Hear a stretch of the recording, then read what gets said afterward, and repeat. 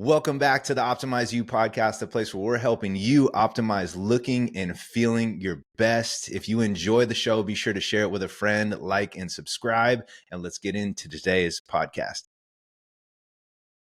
All right, man. So let's dive into traveling and still being able to make progress while you travel. I talk to a lot of people, current clients, people who aren't clients who just reach out and ask questions. It seems to be a common theme where people kind of hold on to or harness some stress and anxiety around traveling, especially if they've started their health and fitness journey.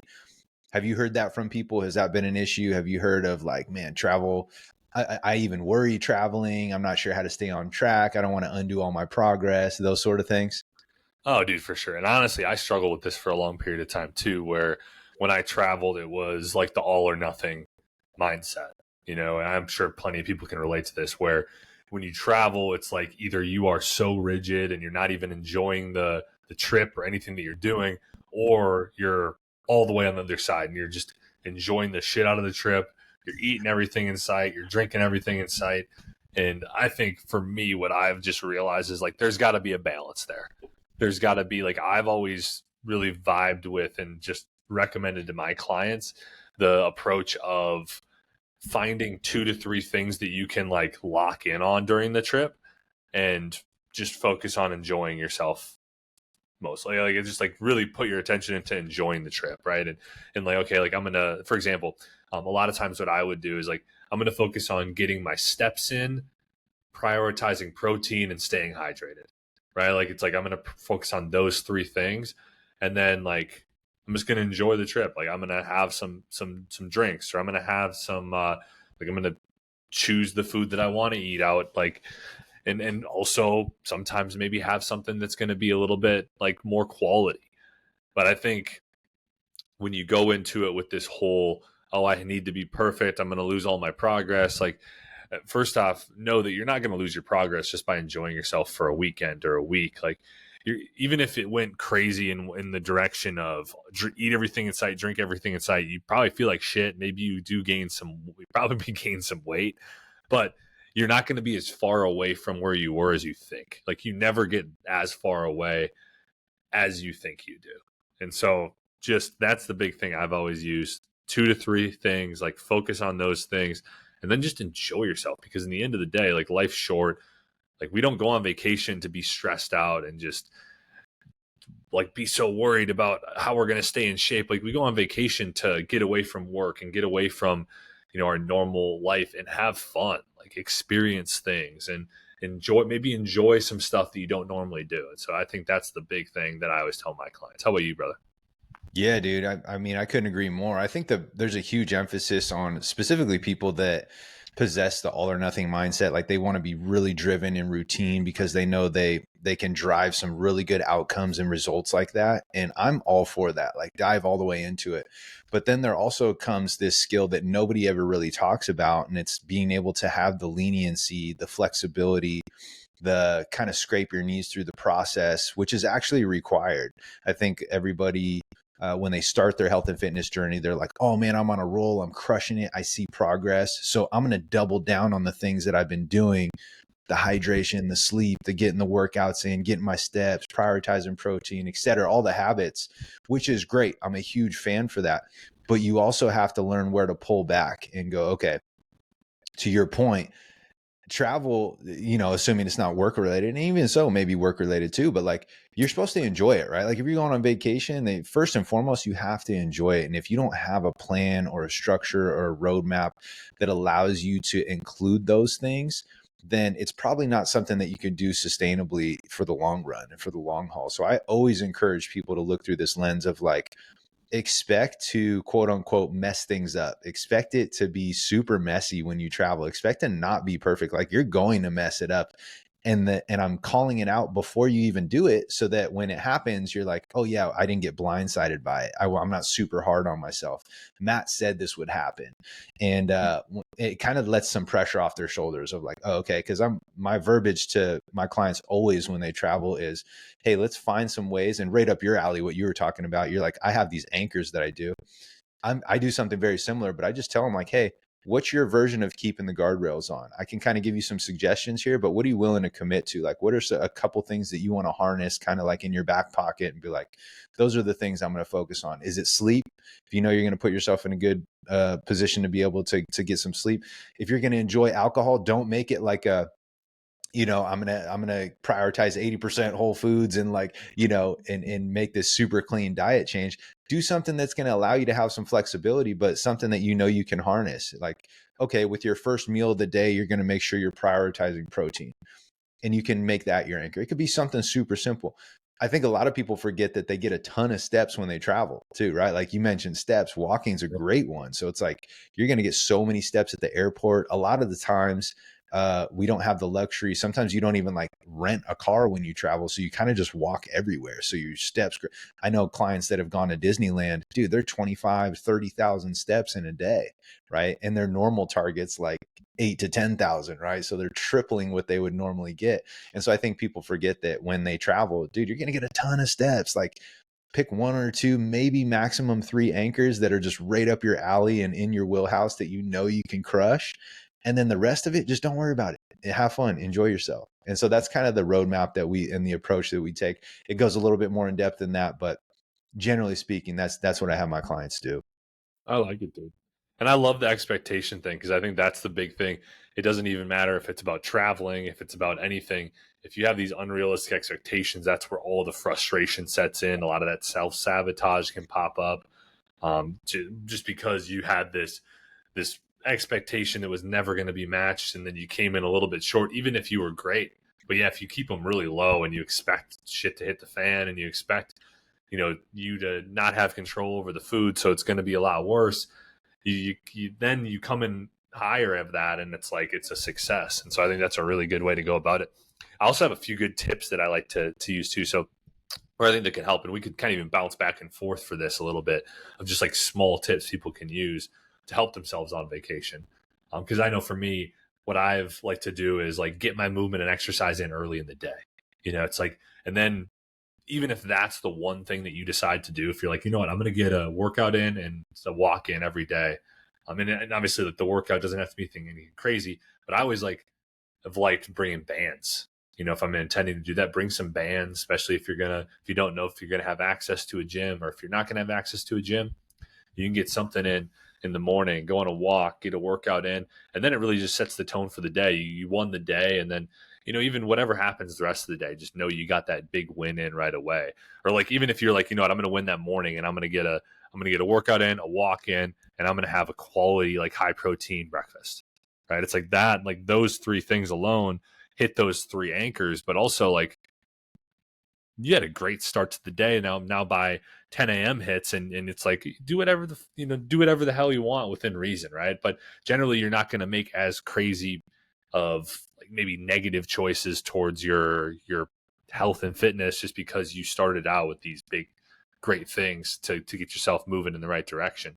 But even if you do have more drinks than maybe expected, and you do have less quality foods the rest of the day, at least you did those things, and that's going to greatly help like keep you in a good spot post vacation.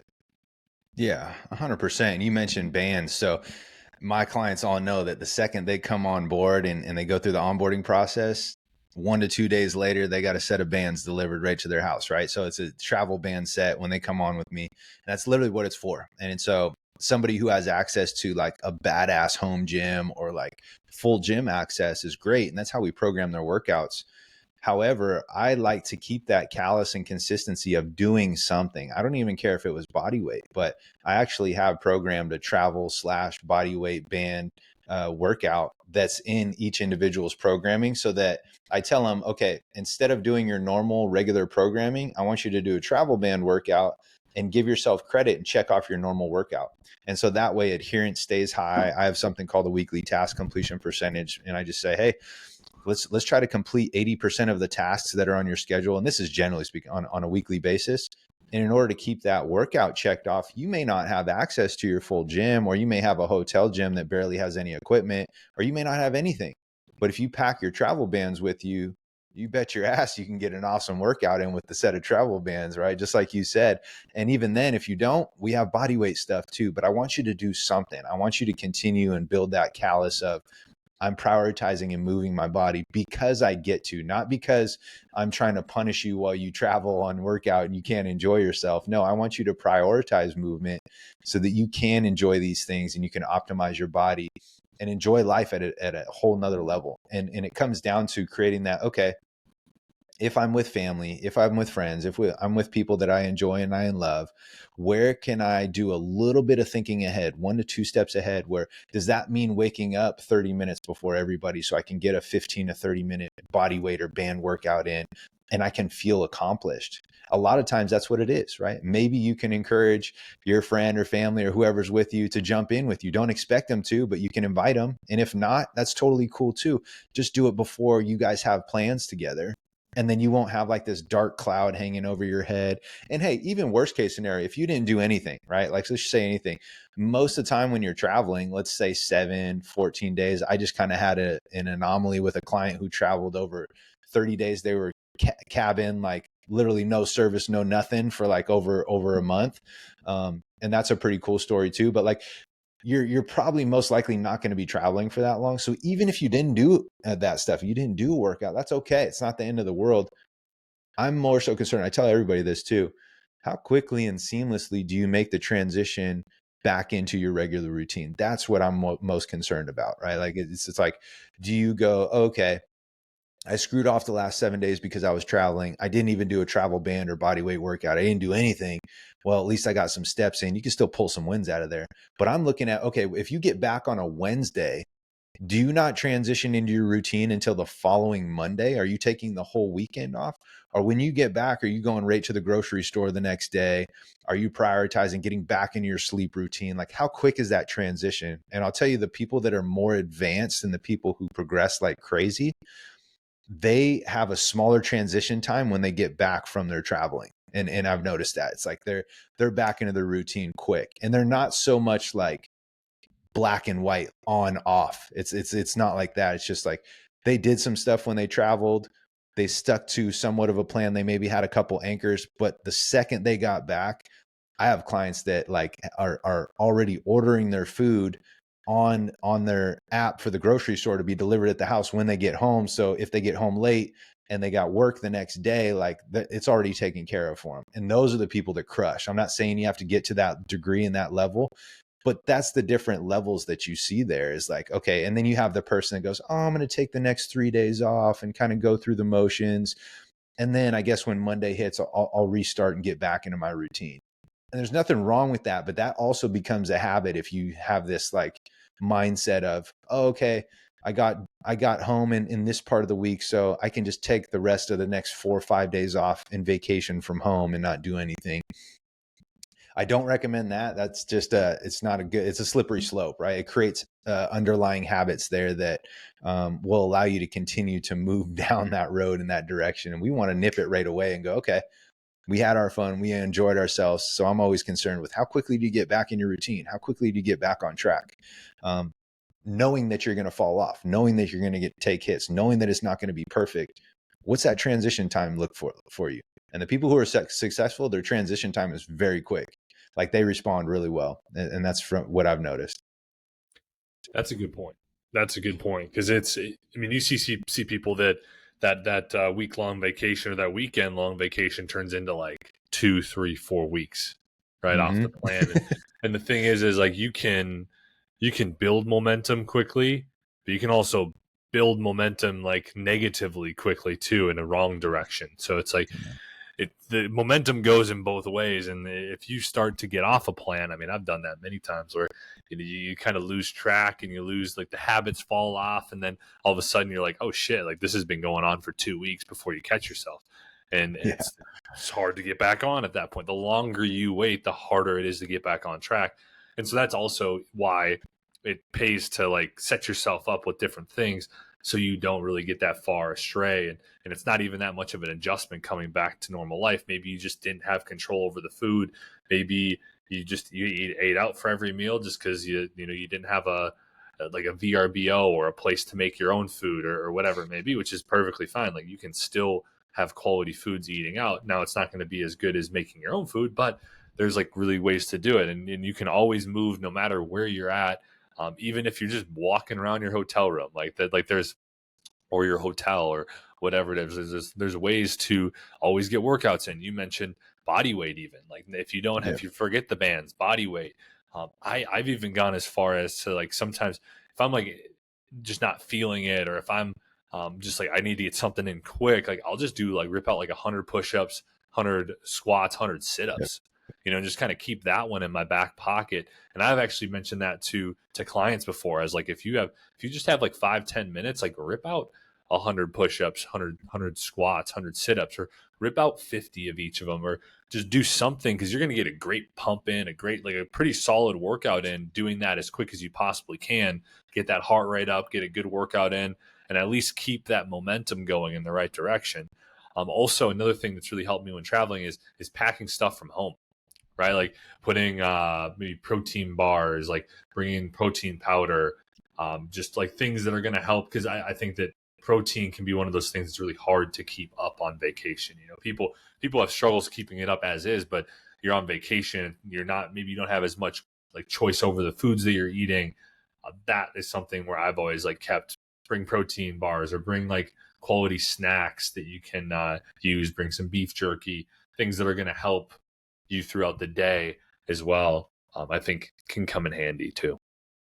Yeah, absolutely. And I also have clients too treat it as a holiday approach. So for example, what we do on holidays is we either fast in the morning, knowing that, like, so if it's Thanksgiving, let's just use that one for example, knowing that you're gonna have a massive meal somewhere where like early afternoon or later. I give people the option. Hey, if you want to fast in the morning, great. If you are going to eat and consume something, make it be majority of protein, right? Some high quality protein. And then also combine that with some movement, some low intensity movement, something as simple as walking.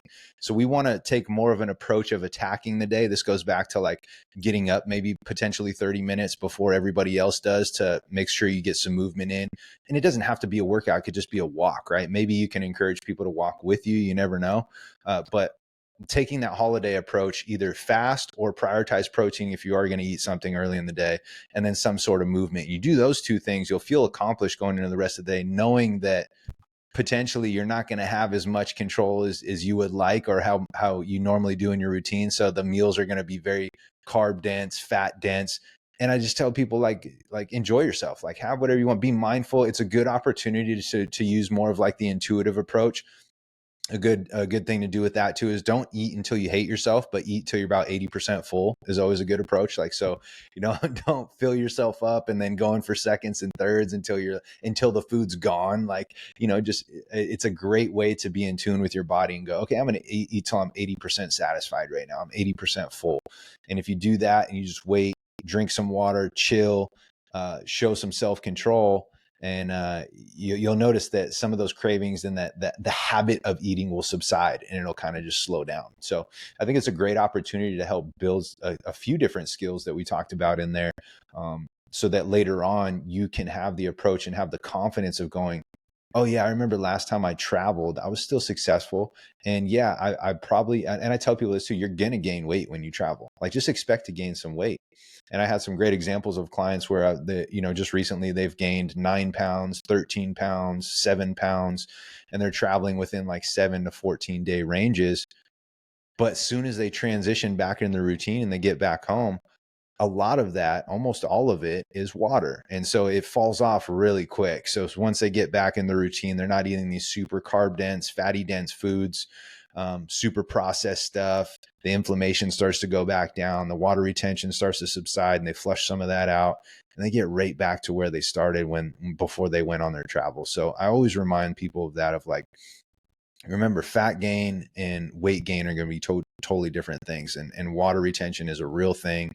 It's very common. Most of these huge fluctuations that we see when we travel, either body weight up or down, is going to be due to most likely water, and reminding people of that and how much they would have to actually overeat to put on those 1, 2, 3+ pounds of actual body fat, and how difficult that actually really is in that short amount of time. So I'm not saying it's impossible, but you would have to, right, 3,500 calories in addition to whatever your maintenance currently is at to equate to 1 pound, times however many pounds the scale went up. Like if it went Yeah. up 5 pounds, then times that by 3,500 calories on top of what your current maintenance number would be. It's extremely difficult, right? Like, Yeah. so remember the weight's going to fluctuate up. Don't, it's a great opportunity again to build the skill of like, hey, I'm not going to emotionally attach my, in a pass fail mentality here, or that I suck, or that I'm doing something wrong if this scale tends to spike and fluctuate super high while I'm traveling. And I tell people it's going to, like, don't be surprised when it does, but here's the reasons as to why it's doing it. And I encourage you to enjoy yourself, eat those foods. Don't worry about tracking, use more of a mindful approach, and let's take it as a win. Let's see how you can come out of this and really have some positive wins.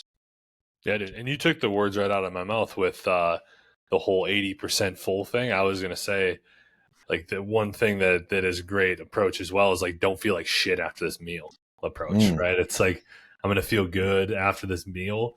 And then you're not overeating, feeling like shit, and kind of just having that cycle happen. And then I love what you said about just the whole, like, you're going to gain weight. And really, when I've found that, like, when I look in the mirror and my body doesn't look the same as it usually does, that can happen from a number of different things. Like, sometimes on vacation too, we're not getting the best sleep. And so, like, it's easy to start like seeing your body in a different way just from like a sleep deprivation state you might not see. And then the next day, like, I'm sure for you, like, some days you're just bloated. Other days you wake up and you're like, wow, I look fucking good today. It's like Yep. you kind of go through this cycle, right? And so it's I think that keeping that top of mind too alongside that is always nice, knowing that, okay, maybe you didn't get the best sleep out of this. You're not gonna maybe you'll be a little bit bloated. Don't do anything drastic because of it, right? Keep doing what you're doing, and then over the course of 2-3 days, you see that weight start to come off. It's just inflammation, it's water. And I found that even just within, having a day where I overeat and go crazy. And then it's like you wake up the next day, like, wow, I look like shit. But then, you kind of get back to what you're doing. And over the course of 2-3 days, like it nothing even happened. You really didn't actually gain weight. Maybe you ate like a little bit of a calorie surplus, but it wasn't as much as you thought it was. Right. And so I think that's a good way to go about it. And I personally don't have anything else to add. I think this was really good. Hopefully everybody's enjoyed this. Do you have anything else any other tips that you like to give your clients, or things that you've, used in the past that have helped you on trips like this? Yeah, I think we gave a lot of tips and strategies that I personally give to my clients, and I use myself. I think the biggest one that kind of overarches everything, if you're not quite sure where to start and you want to improve your mindset, if you're really feeling like stress and anxiety with travel that's coming up, or like you're just not looking forward to it like how you should because you're so worried with everything. I think the biggest thing that you can do to help out with that is allow yourself to, and remind yourself that it's not a Super Bowl. It's not like this huge big game or this huge event. I know it feels like that, but treat it more like practice. It's just practice, it's repetitions, it's an opportunity. Every time somebody travels that's worried about it, I tell them like, hey, this is a perfect opportunity to sharpen a skill. Knowing that you're going to go into it and not be perfect and you're going to mess it up, but when you come back, I want you to be able to pull some wins from it. Like, what were some things that you're actually happy and proud of yourself that you did, knowing that it's not going to be perfect? And when you go into it with that approach, I think it takes the pressure off your shoulders a lot to not worry, and just literally you can just focus on enjoying yourself. And then everything's really just extra credit from there. You kind of just, everything's like looking up going like, oh yeah, I was really good. I was actually conscious and aware of my steps, and I hit those without even really trying. And it's actually harder when I'm in my routine and I have to like set these times throughout the day and try to get my steps. Like, you'll surprise yourself with some stuff. Man, I was really good at focusing on being 80% full, or like Alex said, the goal after when I was done eating, I wanted to make my food choices based on fueling my body to optimize it. And so I wouldn't feel like shit after for the rest of the trip, because I know we have a lot of stuff going on. We're going to be out and about. I don't want to feel like bloated and feel like I got to throw up and like hate myself after. So I'm going to choose wisely instead of just stuffing myself. I'm going to take one step back and kind of play more of a chess move than checkers, and go, okay, let me think a couple steps ahead. How do I want to feel for the rest of the day? How do I want to operate? Okay, I'm going to make my food choices based on that. That's a huge win. That's not focused on like hitting calories. That's not focused on hitting a certain amount of protein or anything like that. It's not as fine of detail as when you're in your normal regular routine. and you can just practice these skills and you can stack them. And I promise you, you'll come out of your travel with more wins than you think, because you went into it not really expecting anything. Just go into it. It's going to be sloppy. It's going to be messy, but can you take some wins away and use it as a form of how many repetitions, how many practice reps can I get in with this travel?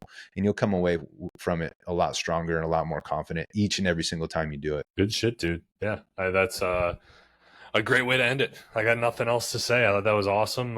Hopefully, you guys enjoyed this one, and you can take these tips on the next vacation you have, or even all these things really apply to holidays too. Like it's a good approach during vacation, holidays, whatever it is.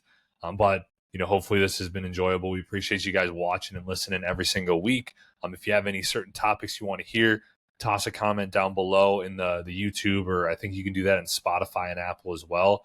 And we'll get to that and make sure that we do put that on the list of podcast topics that we'll do. We have a running list. We're constantly just going at it every week. And so we appreciate you guys. Hope you have a good rest of the week, a good rest of the month, I guess. And we'll talk to you soon.